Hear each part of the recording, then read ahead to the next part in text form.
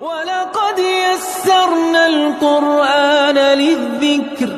فَهَلْ مِن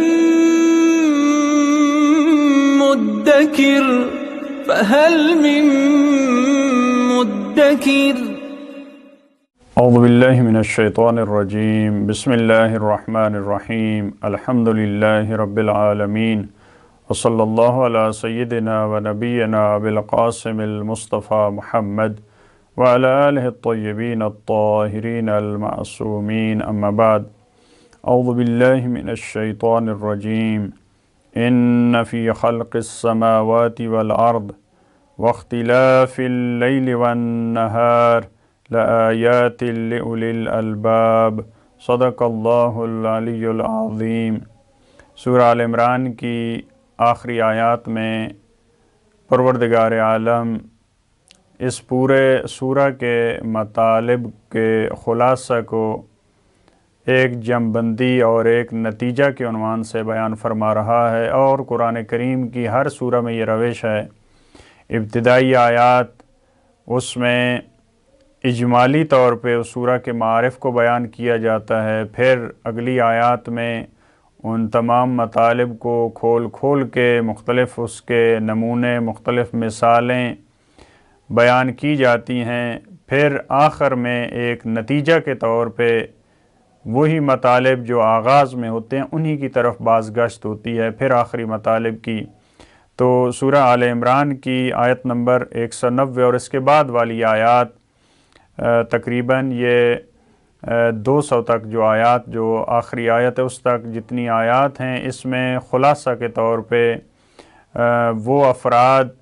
جو پروردگار کی دعوت کے سامنے جھک جاتے ہیں، جن کو قرآن کریم نے اولی الالباب کا نام دیا ہے یہاں پہ، اور سورہ بقرہ کے اختتام میں ان کو مؤمنین کا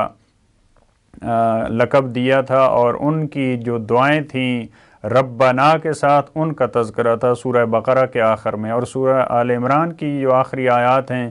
ان میں انہی افراد کو جو اللہ کی آیات کے سامنے، اس کے احکامات کے سامنے جھک جاتے ہیں، ان کو صاحبان عقل کہا ہے، کیونکہ حقیقی معنوں میں صاحب عقل اور سمجھدار آدمی وہ ہے جو خدا کے سامنے جھک جاتا ہے، نہ وہ فرد جو خدا کے سامنے نہیں جھکتا اور اس کی زندگی بہت اچھی ہوتی ہے، وہ بہت تیز ہوتا ہے، ہماری نگاہ میں وہ بہت بڑا سمجھدار ہوتا ہے۔ تو اس کی یہاں پہ مناجات کو پروردگار عالم نے ربنا ربنا کے الفاظ کے ساتھ بیان فرمایا، اس کے بعد خلاصہ کے طور پہ اہل کتاب کی طرف اور اسی طرح کفار و مشرکین کی طرف ان تین گروہوں کا تفصیل سے تذکرہ تھا سورہ آل عمران میں، اور آخری آیات میں پھر ایک خلاصہ کے طور پہ انہی تین گروہ کی جو فکر ہے اور جو ان کا باطن ہے اور ان کی جو کوششیں ہیں اور ان کی جو ہمت ہے اس کی طرف اشارہ کیا۔ فرمایا ان فی خلق السماوات والارض، فرمایا یقیناً آسمانوں کی خلقت میں، زمین کی خلقت میں، واختلاف اللیل والنہار، شب و روز کے اختلاف۔ اختلاف کا مطلب یہاں پہ رفت و آمد ہے۔ جب کہا جاتا ہے اہل بیت علیہ السلام کا گھر مختلف الملائکہ، تو وہاں فرشتوں کے اختلاف سے مراد یہ نہیں ہے کہ وہاں فرشتے آپس میں جو ہم کہتے ہیں اختلاف کرتے ہیں، یعنی فرشتوں کی آمد و رفت کا مرکز ہے ان کا گھر۔ اسی طرح یہاں پہ جو بیان فرمایا جاتا ہے واختلاف اللیل والنہار، شب و روز کی رفت و آمد، کبھی رات ہے کبھی دن ہے۔ لآیات لأولی الالباب، یقیناً صاحبان عقل کے لیے، اولی الالباب کے لیے یہ نشانیاں ہیں۔ پروردگار عالم نے قرآن کے بہت سارے مقامات پہ صاحبان عقل کی جو نشانی بیان کی ہے وہ اس کائنات میں غور و فکر ہے۔ وہ اس کائنات کی نشانیوں میں یہ نہیں فرمایا وہ جو کتابیں پڑھنے والے ہیں، جو درس پڑھنے والے ہیں،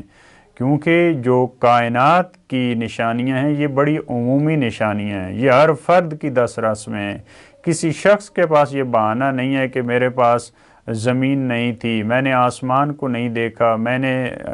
شب و روز کے جو رفت و آمد کا سلسلہ میں اس کو نہیں دیکھ پایا، لہٰذا میں تو خدا کے بارے میں فکر نہیں کر سکا۔ میری تو دس رس میں نہیں تھا۔ ممکن ہے کوئی انسان کہہ سکے قرآن میرے پاس نہیں پہنچا، نہج البلاغہ میرے اختیار میں نہیں تھی، صحیفہ سجادیہ تو میں نے دیکھا تھا کہ نہیں، یہ بہانے ہو سکتے ہیں انسان کے پاس۔ لیکن جو اللہ کی اور دوسری آیات میں فرمایا آسمانوں کی خلقت یہ بہت بڑی ہے، یہ عظیم ہے، انسان سے عظیم خلقت وہ آسمانوں کی خلقت ہے، یہ اکبر ہے، یہ بڑی تخلیق ہے پروردگار عالم کی، لہٰذا اس کو پڑھنا، اس کا مطالعہ کرنا، اس میں غور و فکر کرنا، یہ مومنین کی نشانیاں ہیں، یہ صاحبان عقل کی اور اولی الالباب کی نشانیوں میں سے ہے۔ یہ صاحبان عقل، ان کی پہلی خصوصیت جو قرآن کریم نے بیان فرمائی، الذین یذکرون اللہ قیاما وقعودا وعلی جنوبہم، یہ صاحبان لب اور صاحبان عقل وہ افراد ہیں، وہ شخصیات ہیں جو اللہ کو یاد کرتے ہیں، جو اللہ کی یاد میں رہتے ہیں۔ ذکر کا لفظ ہے، ذکر وہی یاد ہوتی ہے، وہی تذکرہ ہوتا ہے جو انسان کے ذہن سے، انسان کی فکر سے کبھی جاتا نہیں ہے۔ لہٰذا اسی وجہ سے بعض جگہوں پہ علم کا لفظ استعمال نہیں کیا، علم کبھی ہوتا ہے کبھی نہیں ہوتا۔ وہاں پہ جو فرمایا کہ فَاسْأَلُوا أَهْلَ الذِّكْرِ إِن كُنتُمْ لَا تَعْلَمُونَ، اہل ذکر کی طرف آپ رجوع کریں، اہل علم کی طرف نہیں فرمایا، کیونکہ اہل علم ممکن ہے کبھی بھول جائیں، لیکن جو صاحبان ذکر ہوتے ہیں وہ کبھی بھولتے نہیں ہیں، ہر وقت وہ یاد میں رہتے ہیں، ان کو ہر وقت ہر مطلب یاد ہوتا ہے۔ لہذا فرمایا کہ یہ اللہ کی یاد میں رہتے ہیں، قیام کی حالت میں جب اٹھتے ہیں، قعوداً جب بیٹھتے ہیں، وعلی جنوبہم اپنے پہلوؤں پہ جب سوتے ہیں، جب لیٹے ہوتے ہیں۔ یہ انسان کی تین حالتیں ہیں معمولاً، یا انسان کھڑا ہوتا ہے، یا انسان بیٹھتا ہے، یا انسان لیٹتا ہے جب انسان کے سونے کا ٹائم ہے۔ تو اولی الالباب وہ افراد ہیں جو ان تینوں حالتوں میں، تین حالتوں کا مطلب یہ کہ ہر حال میں وہ اللہ کی یاد میں رہتے ہیں۔ دوسرا کام ان کا کیا ہے؟ وَيَتَفَكَّرُونَ فِي خَلْقِ السَّمَاوَاتِ وَالْأَرْضِ، اور وہ غور و فکر کرتے ہیں آسمانوں کی خلقت میں اور زمین کی خلقت میں، یعنی یہ ایک واجب کے طور پہ ہے، یہ ایک ذمہ داری ہے انسان کی کہ آسمانوں میں وہ غور و فکر کرے، آسمانوں کی تخلیق میں، زمین کی تخلیق میں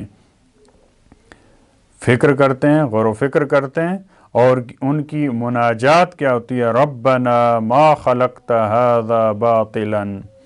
اور ان کی زبان پہ یہ ہوتا ہے، ان کے احساس میں یہ ہوتا ہے، اے ہمارے پروردگار، تو نے اس کو باطل اور بغیر کسی ہدف اور مقصد کے تو نے خلق نہیں کیا۔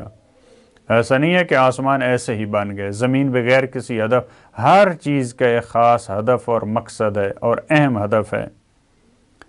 سبحانک، تو منزہ ہے، کسی قسم کی برائی تجھ میں نہیں پائی جاتی، تمام بری صفات سے تو منزہ اور پاک و پاکیزہ ہے۔ فقنا عذاب النار، تو بس ہمیں آگ کے عذاب سے بچا لے۔